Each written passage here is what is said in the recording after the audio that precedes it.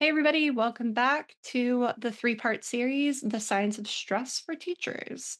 This is part three, the stressors we can control and what are we going to do about them? So, this is a snippet of the Meet the Needs workshop series. And the Meet the Needs workshop series is a four-part workshop series that teaches you strategies that help control negative thinking, dampen your fight or flight, burn off stored stress in your body, show you how to stop overthinking and ruminating.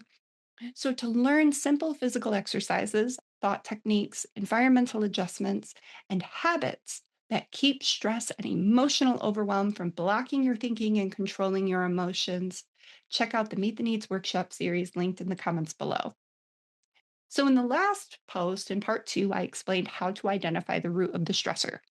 You're going to need to know how to do that in order to do the following steps in this video. So, if you haven't done it yet, watch part two. On to the stressors we can control. When we look at stress as something that can be solved, our brains feel a sense of control and it actually decreases its level of stress. Some stressors you will have no control over, loss of a loved one, life changing circumstance, etc. This is not a video about that type of stress. This is a video about the small stressors that pile up, create chronic stress, and often lead to anxiety and then depression. In the last episode, we discussed how to accurately define the stressor. So, going on that you know how to accurately define the stressor, we're going to talk about how to problem solve the stressor. Now, so how to problem solve? First, you're going to start with the three P's: prioritize, point of control, plan. Prioritize means you're going to prioritize your stressors and identify the biggest one or two. Then pick the one you want to start working on. Point of control, you're going to list all of the things in the situation you have control over. These are your areas of influence.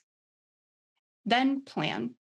You're going to think of the most obvious solutions, which you have control over. Don't think too hard. Pick one and start making a plan of action to get there. Need to talk it out? Talk it out with a teacher friend. Need a teacher friend? You should join the workshop series. You will meet a lot of them. Stick to that plan for 3 to 4 weeks. Prioritize point of control plan. And when problems arise with the plan, follow the three P's again. You might think this sounds way too easy, but a lot of the time, our inaction is a mental block. We need the momentum to push us towards change and get us out of a fight, flight, or freeze response, especially if we have ADHD and we can feel that emotional overwhelm or what's called the wall of awful. And that's what the P's do. And they don't overcomplicate the process.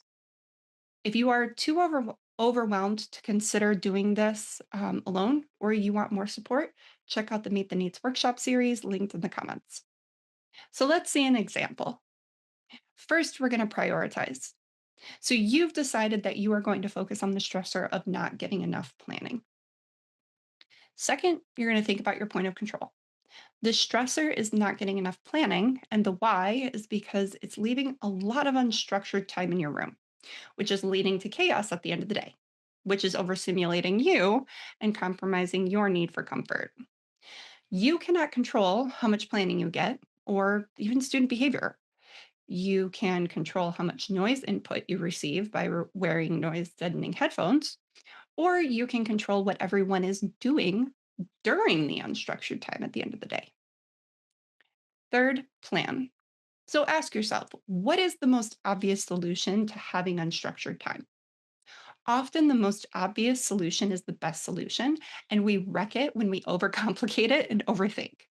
The most obvious solution, in my opinion, is to get rid of the unstructured time. So, what might this look like?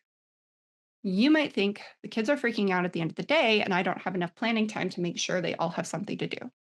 What's the most obvious answer to this problem? Make sure they all have something to do. That requires little to no planning. What's the most obvious answer to this problem? Find activities that they can do that you don't need to prep for. What's the most obvious answer to this problem? Find no Find five no prep activities they can do and teach them how to do them. So now you have a plan. Find five no prep activities to fill the unstructured time. Your brain feels a sense of control, calming your stress response. You get a boost of dopamine because you see the light at the end of the tunnel and you feel competent. Now you have some momentum to do some digging. You can go to Teachers Pay Teachers, post on Facebook, ask ChatGPT, or talk to another teacher. Finding the activities, make a plan of implementation, keep it easy.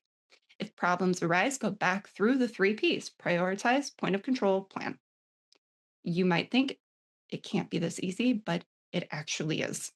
The hard parts are gaining momentum, like getting unstuck, and prioritizing one stressor at a time.